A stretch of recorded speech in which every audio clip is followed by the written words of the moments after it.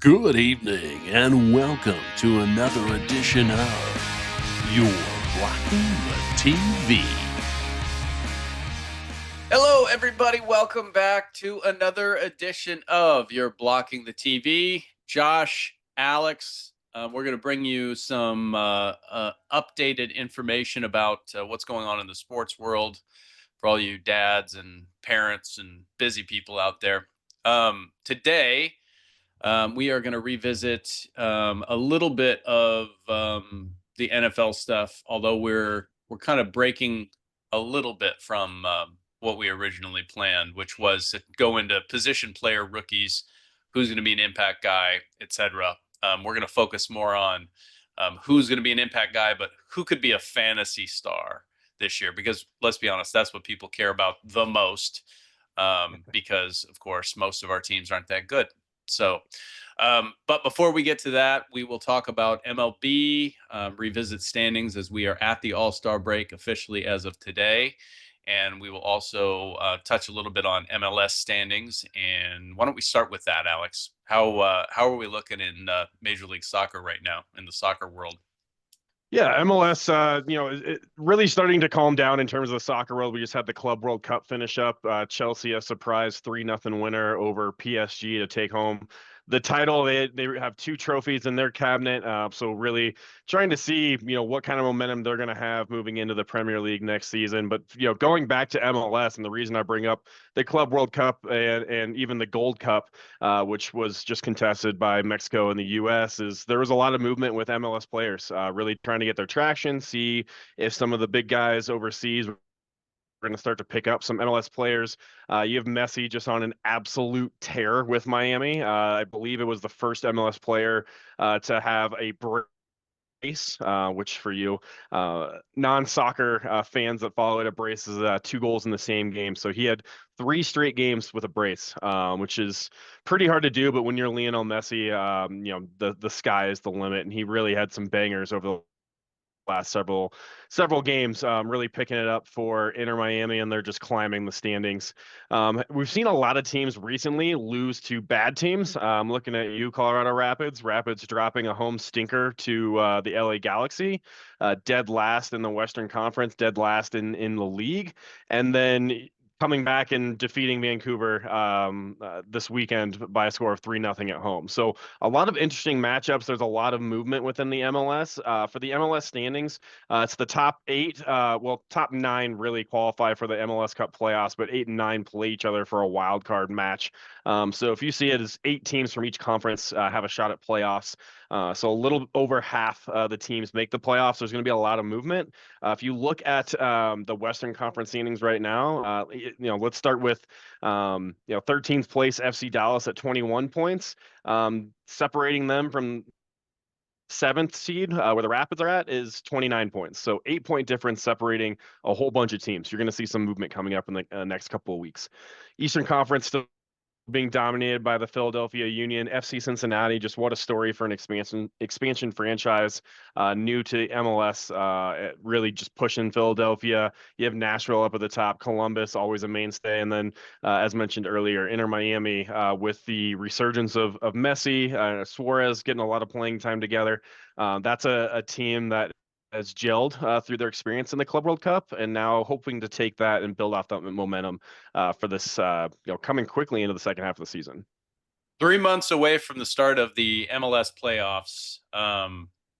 That's exciting. It's exciting when the standings are close, because it keeps things interesting right down to the wire. Occasionally, we'll see a situation where in any sport we've got 2 teams that are just like putting everybody else away and putting too much distance, and then you've got teams like in Major League Baseball, like the Rockies and the White Sox, who are already sort of mathematically out of it.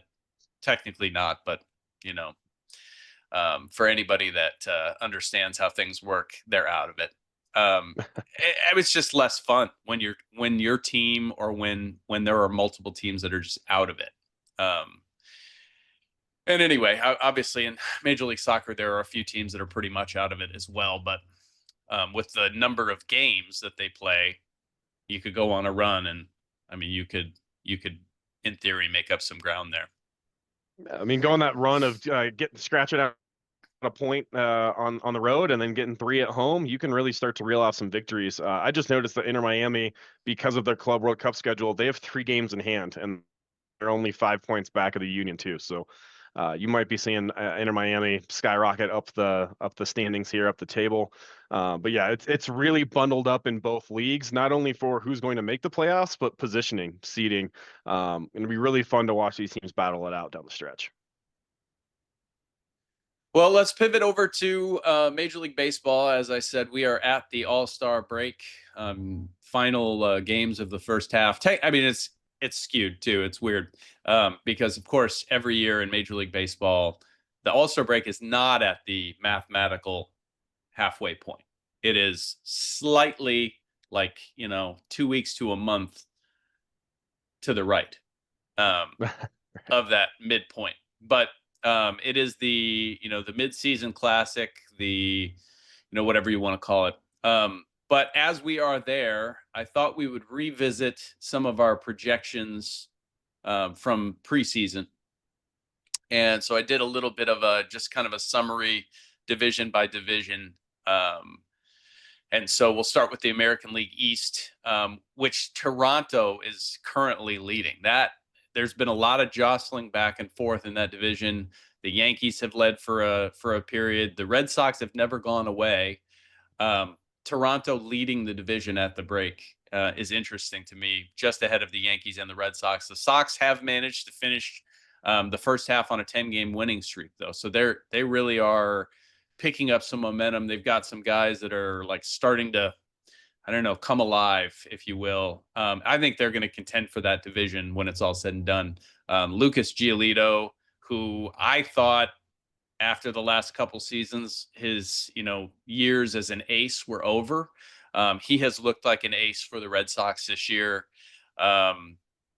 He's been as good as he's been since he was with the White Sox. So I think that the Red Sox are going to finish first or second in this division when it's all over. And I think both the Yankees and the Blue Jays are also going to get into the playoffs. But that's about as far as I would go for there. I wouldn't pick the for sure winner of that division. It's just too competitive right now. No, not worth putting any of your money or life savings behind any one of these teams that you think is going to pull away. It'll be a dogfight, and I think putting them in first or second, and even those sneaky Rays, who knows if they could get hot. What really happened was the Blue Jays took care of business inside of their own division. They got real hot, winning games that mattered. That enabled them to skyrocket up. Fangraphs still has the Yankees as the projected division winner in that group. But when you see the Red Sox winning games like they are with the walk-offs, just kind of having that scrappy Red Sox mentality that I remember them having growing up, with being one of those teams that you don't want to see in the playoffs and you don't want to see down the stretch. Saw Trevor Story gun a guy out at first from the deep outfield, if you will. I mean, range to his right, threw across his body. It was like, that's the Trevor Story that I remember in a Rockies uniform. And yeah, that team's putting it together. The division is a beast. I don't think it lived up to kind of the 1-2 story and talking about the Rays and where we thought they would finish up. But the Blue Jays, what a story. And it'll be interesting to see how they kind of fend off the big boys in that division. Yeah, and obviously the Orioles have not had the year that we all thought that they probably would. And I mean, you're right. The Rays, you can never count them out. They are above 500. They are always capable of going on a run. But yeah, we'll see. That's the division in the American League right now. Pivoting over to the AL Central, of course, the easy pick, the Tigers. They have played very well, like a world champion this year. They've just been scary, and they've got a great rotation. Casey Mize has become the guy that we thought he could be, being named to his first All-Star team this year. Obviously, you've got Tarek Skubal, who's just a beast. They just overall, I mean, they're really solid offensively. They're on a 4-game losing streak right now, but you're just not worried about them with the likes of Minnesota, Kansas City, Cleveland, and the White Sox. because none of those teams, especially the White Sox, have been able to just stay out of their own way for very long. Cleveland, of course, had that 10-game losing streak not that long ago to really just make it feel like they were out of contention all of a sudden. But none of those teams, I think that's a one-team playoff division. I think the Tigers are the only team that makes the playoffs out of there. I think they certainly will finish in the top 3 in the AL standings and wins. They're number 1 right now. I don't think that's going to change. But yeah, I just don't see any of those other teams getting into contention with what they are up against. Yeah, just really balanced. It's been amazing to see what that ownership group and what the management group has done to get that team to where they are and just competing. I always wonder about a team like that is so hot in such a weak division. I feel like over the last, decade, 2 decades, that hot team in the MLB playoffs, it's tough to stay consistent. It's tough to keep that foot on the pedal, but I really feel like this team has something to prove. The Tigers have something to prove. They still don't feel like, they don't have that aura of being the best. They don't have the East Coast media just pounding down their throats and asking questions like the New York Yankees are being asked and the Astros are being asked and the Red Sox and just all the scrutiny. They're just playing good baseball. One of the top teams in runs scored, one of the top teams in runs against. Scary team to look out for as the playoffs approach. Moving into the AL West, as I said early, the Astros were going to find a way to get into contention. And of course, it's been a while already since they moved into first place in that division. They've managed to get back in control. The Mariners finished the first half on a high note. They're a fun team to root for. The Rangers, that was the team, remember, in preseason that was projected to get back to their World Series ways. In 2025, they are far from out of it, but they're also far from being the, back in contention team that experts predicted there. So I'm going to go out on a limb and say that the Mariners, though, led by Cal Raleigh, Julio and company, are going to sneak this division out near the end. But I do think that the Astros are still a playoff team. So you're going to get 2 teams out of the AL West, 1 out of the Central, and 3 out of the East, which is that's what we've gotten used to over the last decade or so. That's been typical. But I think it's going to be the same that way. Absolutely. Yeah, it was fun to watch that Mariners series over in New York. We had a potential no-hitter going. Just a good battle there for the Mariners. Would love to see them pip the Astros. Those Astros are kind of the evil empire right now, if you will. You always have the Yankees loading up, but with all the cheating scandals that the Astros have gone through and the coaching and all the movement they have, to see them still up where they are is frustrating. I think for any team in the AL West. The Mariners, I've always been a big fan of the Pacific Northwest and seen a few games up at Safeco, and just a fun place to be. See those 2 teams. Would love to see the Mariners pip the Astros. Yeah, the Astros, the thing with them, and I mean, you have to respect it because as an organization, it just feels like they've just got their stuff together, man. I mean, they had the scandal. They maybe, only got a slap on the wrist for that. Whatever. That's been long enough ago. They're 2 managers into that. AJ Hinch is with the Tigers now, and I have a ton of respect for him as a manager. I think he's one of the top 5 managers in the game. I don't think he needs to cheat. But the Astros have a salty veteran lifetime Astro manager currently. Who is kind of just a working class, no-name guy, but he has done a good job with that team, especially when you consider the injuries that they've dealt with. They haven't been able to keep their stars healthy. Guys like Yordan Alvarez, he just hasn't been able to stay healthy. They've had a great rookie in Cam Smith, who has really emerged as a star. But keep in mind, they dealt Kyle Tucker to the Cubs, and he's having a heck of a campaign over there. So they're without him. They're without Yordan Alvarez for most of the year. They just have managed to figure things out. And I mean, you look at their starting rotation. They've had such good starters. Really, they're being anchored by Hunter Brown right now, who is competing with Tarek Skubal to be named the AL Cy Young. Right. But they've just figured it out. I'll definitely say, and we just went on kind of a week and a half long vacation throughout the Midwest. So stopping in, the Kansas City, St. Louis area. We spent some time in Illinois, up in Wisconsin, and then came back down and got to see a lot of different baseball games, tune into a lot of different stations, hearing sports talk and what's going on. And it's amazing how many former Astros you hear talked about. That to me, I'm avid sports fan, haven't followed baseball closely with my beloved Rockies, just treading water.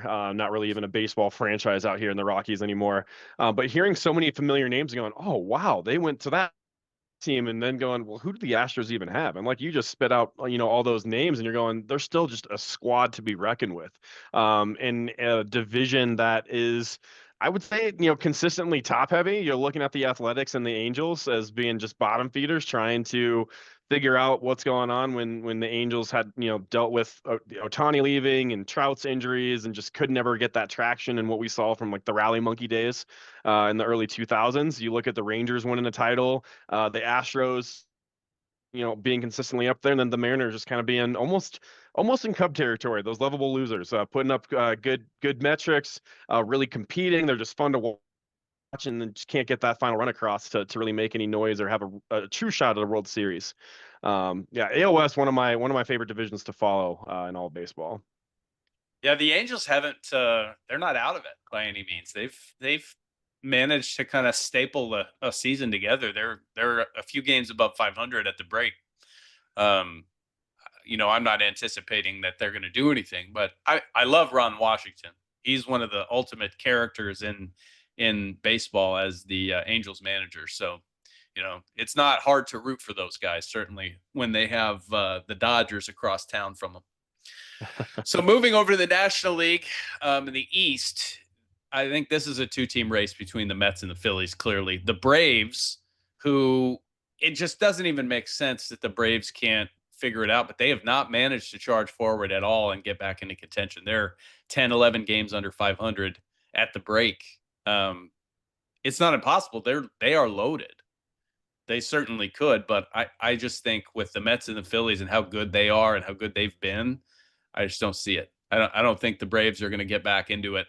And I think that the Mets, even though they are right now, I think they lead by a half game. I think they're going to fall apart near the end, as they often do, characterless and overpaid as they are. I just have this bias toward New York teams. Maybe it's unfair. I don't know, but I think the Phillies, they're just loaded with stars, experience. If they're healthy, they're going to finish the regular season poised to go on a run, not just win that division. As tough as it is to say, as crazy as it is to say with the Dodgers being how they are, I think the Phillies could even pull a number one seed. But we'll have to see. But the Braves, I don't know how you explain it. I think you're replacing your manager after this year, and it wouldn't surprise me if you didn't get fired, halfway through the second half. Yeah, I mean, they're definitely going to have to put together some sort of run to even make it interesting. And as much as we've continued to talk about the Braves and their perseverance and what they have to offer, in any other division, they'd be the fourth or fifth best team in that division. They're lucky they have the Marlins and the Nationals just trailing behind and making them look much better than they are, because their record just has been apathetic. They just have not strung together any quality wins. Every time it seems like they put up a 10-2 win, they follow with 4 losses. Just a really, really difficult season to understand. And it'll be interesting to see what direction they take in terms of offloading talent, looking at what's coming through the farm system and seeing how do they rebuild this team when you're looking up at the Mets constantly, the Juan Soto days, looking at a Phillies team that just looks like a perennial monster. The Dodgers are not going anywhere anytime soon. You have the Cubs back. It's not only just in the NL East are you looking up, it's the entire NL. They look like they're better with their position in the standings than they truly are in terms of the entire landscape of the NL as a whole. Something else that we will do, because this is one of the hardest things to keep track of for the casual baseball fan especially, is who is on the move at the deadline, and what do the teams of the second half look like? So what rookies are coming up for their quote unquote cup of coffee in the second half of the year, and what stars have moved to places that you didn't realize they'd moved to. We will talk about that on a future episode as well. Moving over to the I NL Central. Go ahead. I would love to do a little, 30, 45-minute episode too on just the MLB draft that just took place Yeah, yesterday. I learned a great deal. It's almost as confusing as the NBA draft to me, with the mid-tier level exception and the second apron and the third apron and this and the algebraic competitive equation. balance picks and Uh, all that a- stuff. and even learning, like, why was it such a jarring picks yesterday that really surprised a lot of clubs. And they're talking about, well, they're just underplaying. They'll pay them for this slot, and then they have more money for the back end. And I'm going, wow. You hear draft, and the everyday sports fan that's listening to this show is just like, wow, the top pick was ranked 16th. Why did they do that? What, they picked up a high schooler? When is he actually going to play for the club? Can he move? How likely, how often does the original pick actually play for the club that picked him? There's a lot of intricacies in how long it takes for a lot of these players to move through the system, and would love to dive in and just have a show, about the MLB draft and how that functions. I think one thing that we could definitely do is we could look at, say this year, all of the rookies, all of the guys that have made their major league debut this year, and just do a quick deep dive on this, just briefly, the story of each of those guys and where they started and how long they were in the minors. Did they go to college first? Were they out of the Dominican where they were signed as a 16-year-old, et cetera, et cetera? Because there is such a variety. Because of course, those guys that they're signing out of, those international players that they're signing, they're not drafted. The only guys that are going to get drafted are going to be guys that are either in college in the U.S. or are in high school in the U.S. or a U.S. territory like Puerto Rico. So, yeah, it's interesting. But I'll tell you, we had the opportunity to go to a Wausau Woodchucks game, which was amazing opportunity to see. So you have to be a collegiate athlete with time remaining on your eligibility. It's a wooden bat summer league. And to see the players like Pete Alonso that came through the Northwoods League and traveled by bus to all these cities just as a summer vacation to stay loose and ready, and then go back to college for another year. My son got an autograph from Christian Smith Johnson out of Texas A&M. And you know what? We're going to be his biggest fans out here, because we need that dollar autograph that we got to turn into 10, the way the market's going. If we could have one of his first autographs, that'd be a pretty cool story to tell. So just to hear, focus in on these players and show them, on a chart, share our screens and be like, look at this path to get to the majors, because it's not linear like any other sport. In hockey, you're picked up, you're on Cale Makar played his first NHL hockey game in the playoffs right out of college. So you just don't see that from MLB. But I know it was a tangent, but super interesting to discuss and see how these players make their debuts. yeah, no, we could do a whole deep dive show on that, no doubt.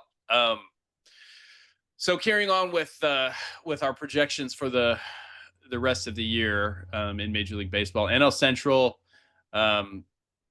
Amazingly, this is a 3-4 team race. The Reds have never given up. The Cardinals have had a resurgence this year. The Brewers have just continued to brew. They've won 7 straight to close the gap behind the Cubs to just a game. But the Cubs look like a complete team right now. And certainly, I think they're the darlings of the Central this year. So, my pick is Cubs and Brewers are both going to make the playoffs. I would say, St. Louis and the Reds have a shot as well at snagging wild card spots. There's the National League, the other divisions are just too tough. The West is gonna send 2 or 3 teams. Yeah, there's just I don't see it happening, and I don't think the Cardinals have enough. Don't be surprised though. I just think that the Cubs are they're just, it's easy to root for them too, because you look at guys like PCA, who is having in his first full season at the major league level. He's got 20 plus home runs. He's batting in the middle of the lineup, playing elite Gold Glove caliber defense. It's a fun team to watch, and agree or acknowledge that I hate the Cubs. Hate them. But when you when that can't. You team's can, doing things the right way, stretching singles into doubles, doubles into triples, playing baseball the way that they are, that's a fun, exciting team that anytime you see them on the telly, you're flipping to them, and you're telling your kid next to you, like, go get your glove, watch this game. Let's see how the kiddos go out there and do. And they're just challenging. They put so much pressure on the opposition, that they're one of those teams that, like you said, they've continued to surprise. I think 57-39 is a tick above where I would have expected them to be. The Cardinals, just kind of being that older team, they're figuring it out and hanging around. You're going to see a good team not make the playoffs, from the NL Central. Um, and this latest round of movement right before the trade deadline will be really interesting as well, to see what happens in NL Central and how a lot of these teams are plugging up. This is the only division at the All-Star break every team is on a win streak, even the lowly Pirates. So tough division. That's going to be important for whomever wants to make the playoffs to come out as hot as possible from the All-Star break. those P-Rats. Yeah, the other thing to consider, and this is when you look at the last two cathedrals of baseball that remain, it's Fenway Park with the Red Sox and Wrigley Field with the Cubs. And so there's just something special about those two franchises because of where they play. And we could go into the nuance of how every field is different and the dimensions are different, and you're in a different part of the country, weather, et cetera, but there's just something special about Wrigley Field and Fenway Park. And so it becomes easier to root for them down the stretch when they're a fun team to watch like they are. And there's nothing like the drama coming into October, and you get the surround view, the drone footage of Wrigley Field and Fenway. It just has that's when baseball. You almost get a chill in your spine. You want to have a coldie, get the windbreaker out, and enjoy 9 innings of ball. Mm-hmm. Well, our final division to discuss, the NL West, the Dodgers, Padres, and Giants all still battling back and forth. Really should be Dodgers and Padres making the playoffs out of this division, I think. I think with the balance that we have in the National League, the Mets and Phillies out of the East, the Brewers and Cubs out of the Central, most likely. And the Giants, you just love to root for those guys because there's nothing fancy about what the Giants do. And they play in not a classic cathedral of baseball, but a great setting, out overlooking the bay and McCovey Cove. And there's something special about the Giants. And the Padres are that team. They're like the Mets of the West. They are going to spend a ton of money. They're going to be really good. Most of the time, they're going to disappoint their fans. So I think the Dodgers are the obvious winner in that division, just for reasons. I mean, look at that roster. And I think the Giants are going to glide past the Padres to get that last wild card spot. I really do. You're picking a lot of teams over the last couple divisions to glide past. I mean, we're looking at the the Giants and the Padres. I know we talked a little bit about kind of the Red Sox, Blue Jays, battling for that second spot position.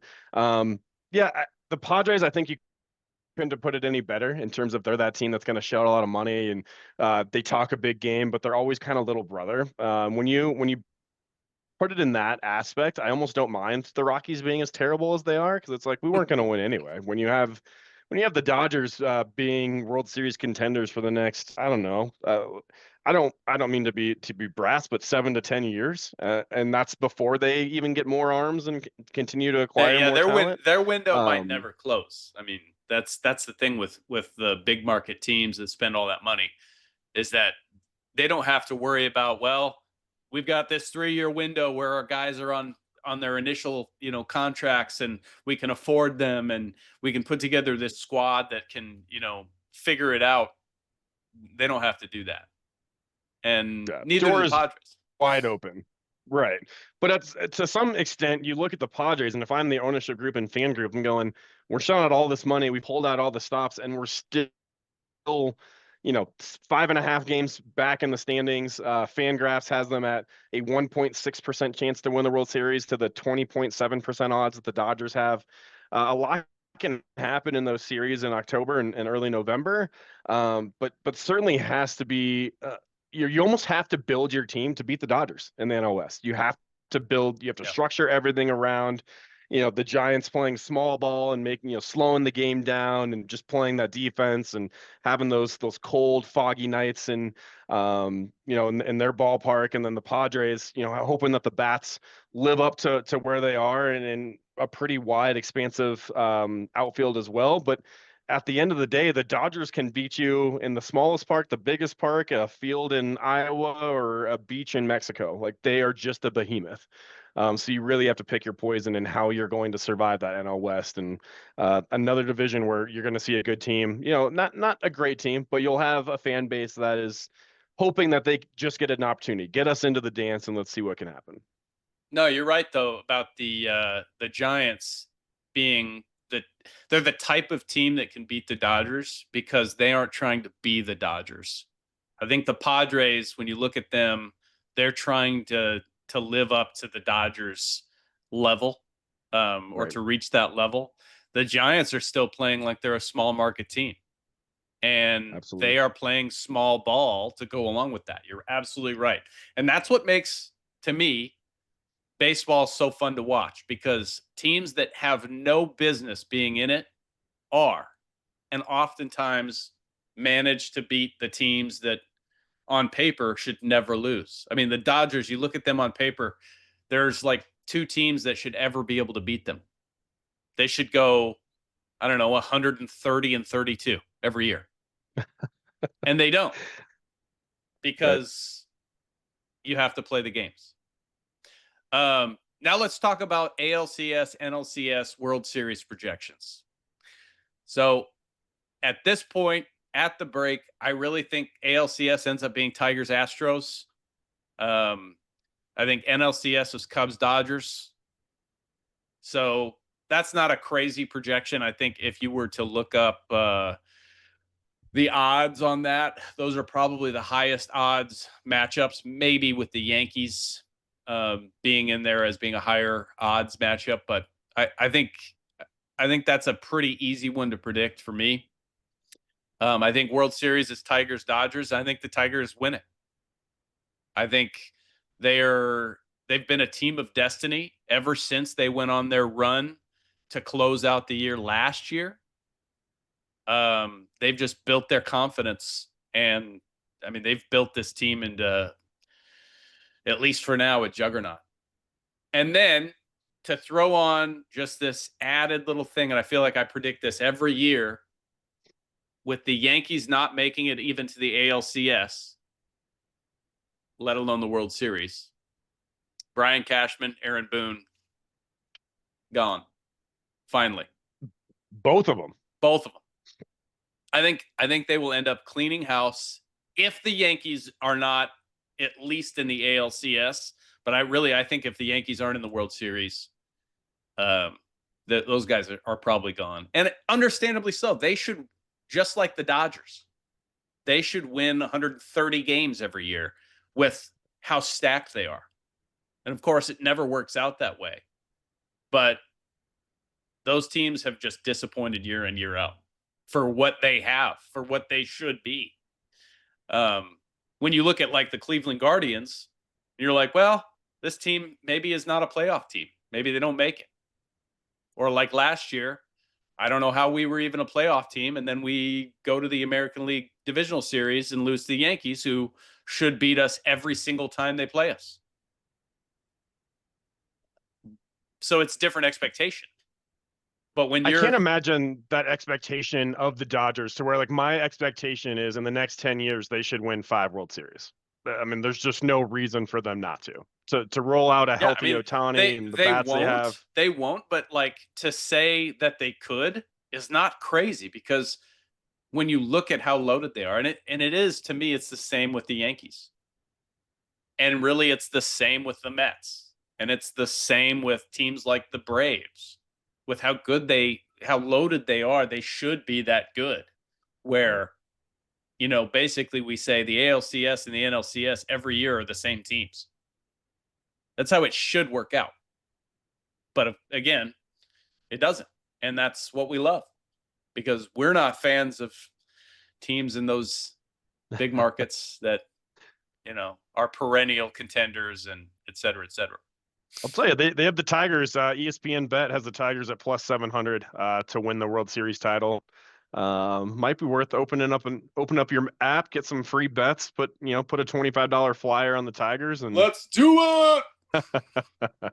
Yeah, let it ride. I can't do it. I can't actually put money on it and win money off of it. But yeah, because of course, being a Cleveland fan, you hate the Tigers. You hate them, especially after, they had those just juggernaut teams that never won a World Series with Justin Verlander and the old man, Max Scherzer. What a squad. Anyway. Well, I think that's enough talk about Major League Baseball. We can leave this until after the break. Let's talk a little bit about the NFL and what we can expect from some of these high-dollar rookies. We're talking about first-round guys. And, of course, it's kind of it has to be a perfect setup, right? Because you can have a guy that goes to a team where they're the show because that team is bad.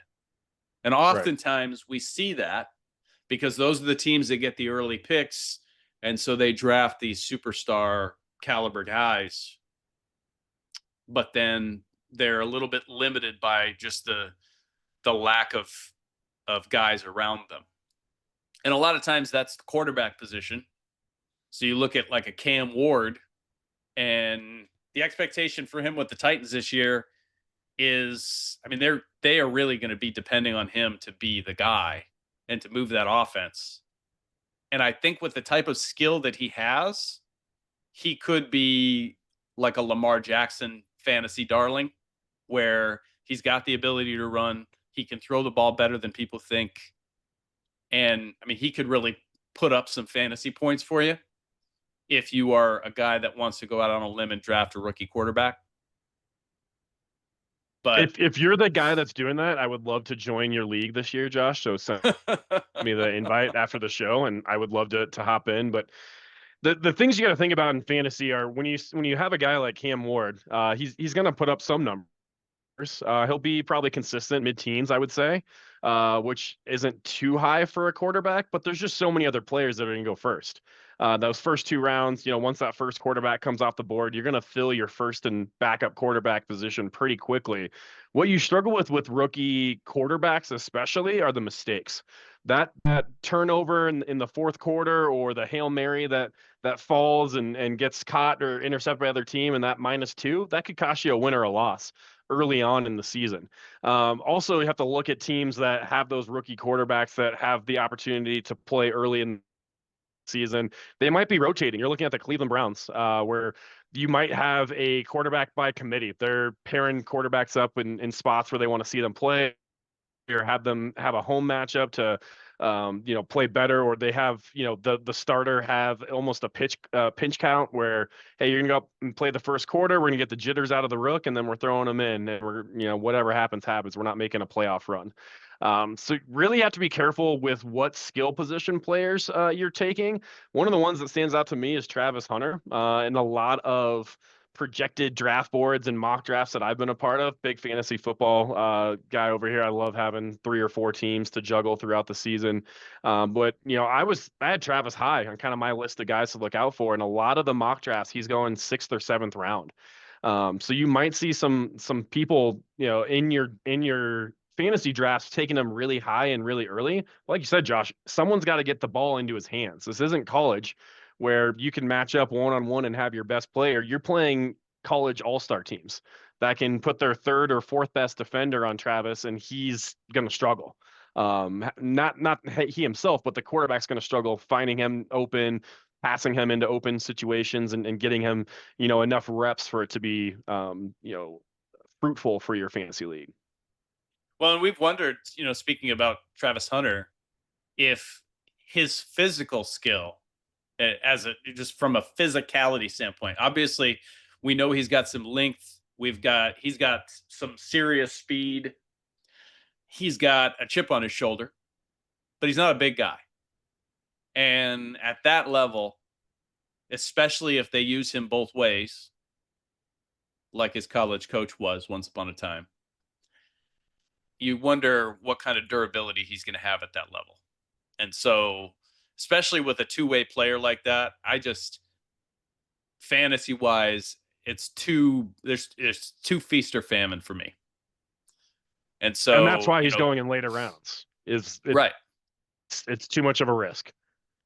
And then you look at a Cam Ward again, by no means would I draft him as my starter, but if he's available later on and I'm looking for my backup quarterback, I might take a flyer on that guy. The thing that holds you back is just the Titans, and this is often the case again with these first round quarterbacks. They're just not set up with enough weapons around them, but you never know. We'll see. The next guy that I'm looking at is Ashton Jeanty. He's a Raider. And there have been a lot of doubters about Mr. Jeanty and how good he actually can be, what his ceiling really is. And I think he's definitely going to be limited by the fact that he's a Raider. I mean, he's going to probably touch the ball 20 times a game or more. And so I think he's a guy that I'm less worried about durability, because he is just a brick something or other. But how will his skill set translate at the NFL level?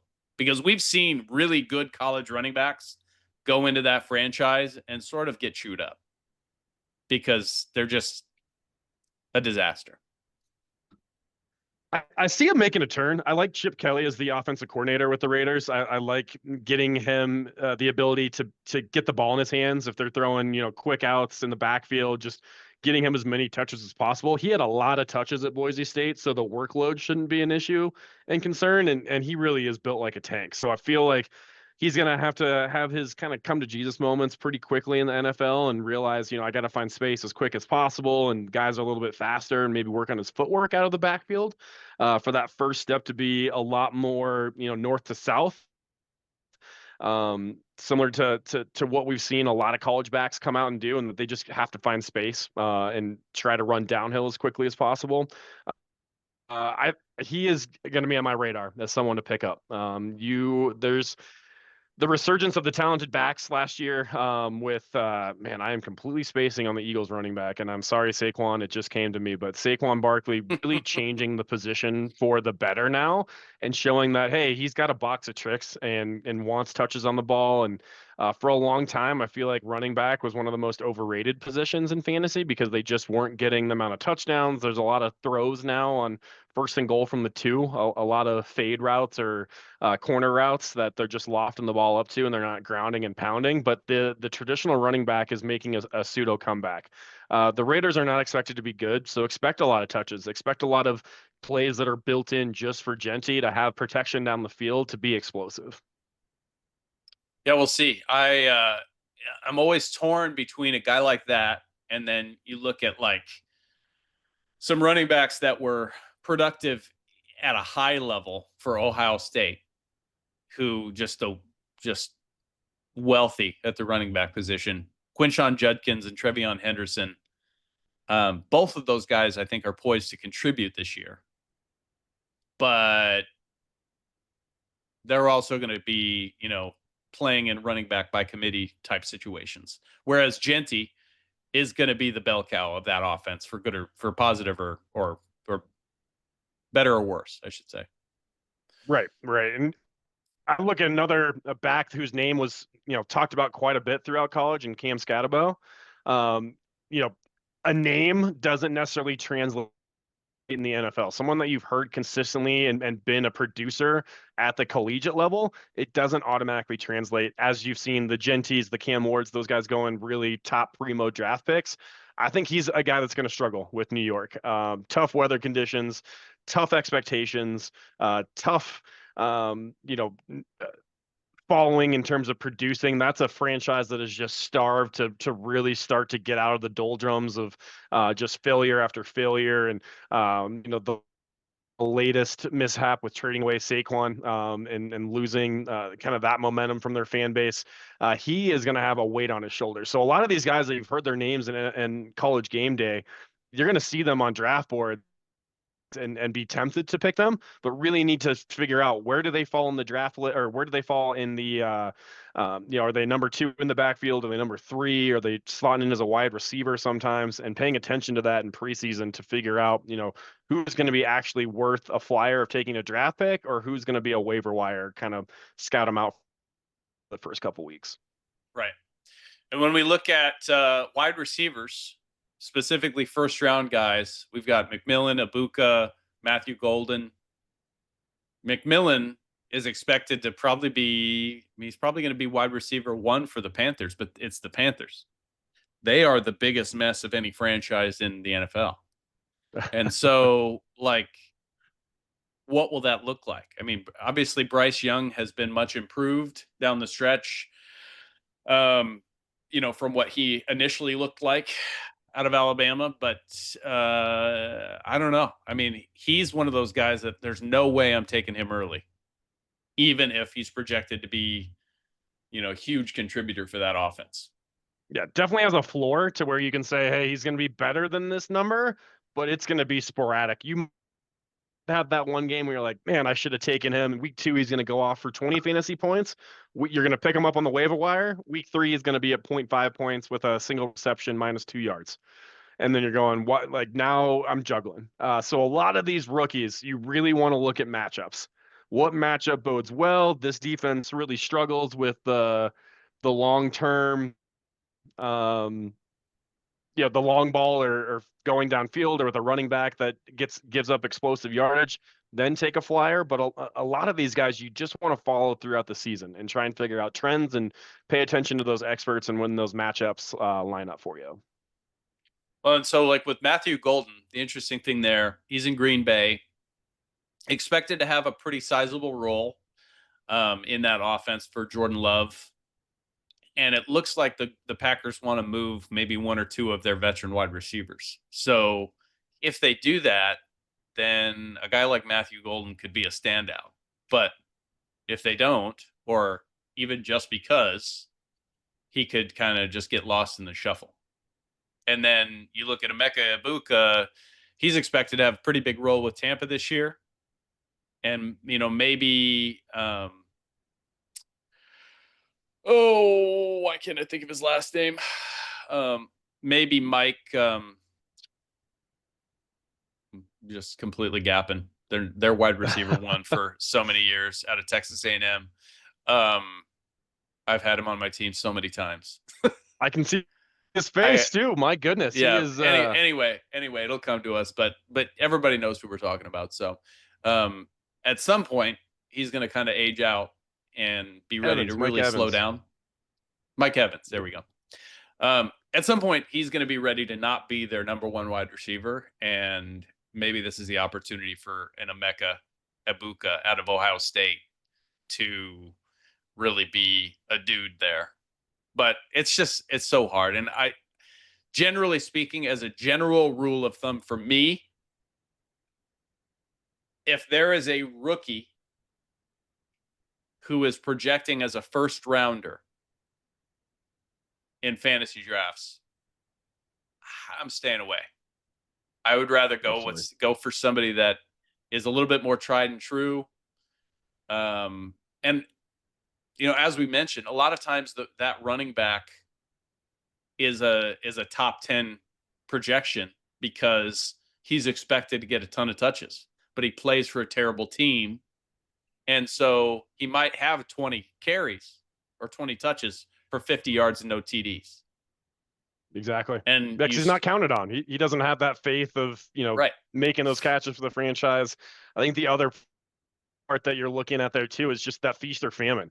If you win one of your weeks by 20 points because he went off, it doesn't make up for the 1 week you lose by 0.5 points because he did nothing. So it's about consistency.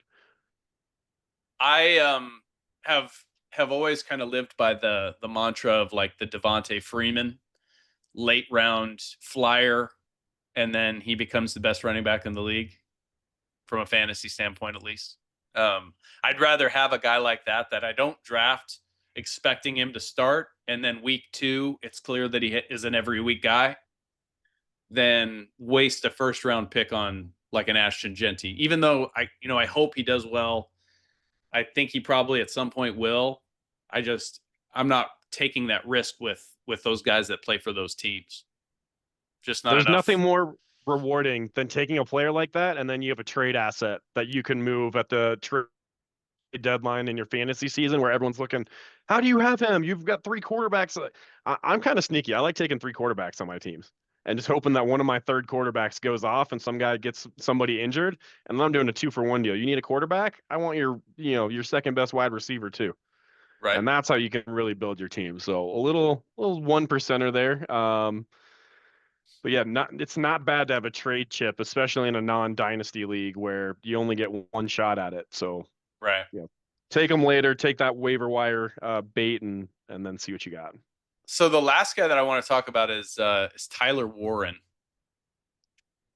So former Penn Stater, who you remember the versatility of this guy. I mean, he was a high school quarterback, I believe. So, they were using him on passes, and he's with the Colts. And, the Colts have had some really good tight ends, over the years, guys like Dallas Clark and such. He's not really projected to be that big of a contributor at this point, even though he was a first round pick as a tight end. I don't know. I'm a little bit more bullish on him. Also, like taking a tight end, because the range of what you're going to find from your worst tight end to your best tight end really isn't it's marginal. So you can take a risk on a tight end here late in the draft. Teen rounds when you're trying to fill out your roster, you're looking at that guy that can make a change, or you have a bye week for your main tight end. He's one of those, feast or famine type guys that has that big frame, can be counted on moving the sticks. If you're in a point per reception league, expect him to get his fair share of targets and hauling those in with his big frame. And then being, a former quarterback as well, you might see some trick plays. Colts just missing out on the playoffs last season. They might be throwing in some unicorn plays to keep other defenses honest. When he's on the field, they're going to have to scout and play for him and see where he's lining up in the formation. Again, I think you're right in being bullish, and one of those guys that you can be confident that even if you miss on him, it's a lower side miss with a high upside. Well, I see, tight end and quarterback being 2 positions where they're pretty top heavy in production. So, like, if you can't get a top 3 quarterback, then I'm waiting until I have nobody else left to pick. I mean, I might be picking my starting QB and my backup QB back-to-back picks if I can't get one of the most productive QBs earlier on. And I think tight end, especially, in the last 5-10 years, has become a position where you might have a guy that is going to produce like a wide receiver, but only like maybe 2 or 3 guys like that in the entire league. And so otherwise, you're going to be looking at maybe 5 to 8 fantasy points per week from any starting tight end in the league. And that's what you can expect. With one slightly going off. And but you've got your like Travis Kelce's, who, he's slowed down in the last couple of years. But when he was in his prime, that was a guy that you expected wide receiver production out of. Absolutely. But anyway, so I think that's going to do it for us today. Sorry we had such a long break. Sorry my lighting is so bad. I look like I'm just sitting in this dark study on a sunny day. But at some point I'm going to get a better light so that you can see a little bit more of this mug. Basis for radio. That's what we're Basis here for. I'm hiding, and I'm in the shadows, literally. So we are.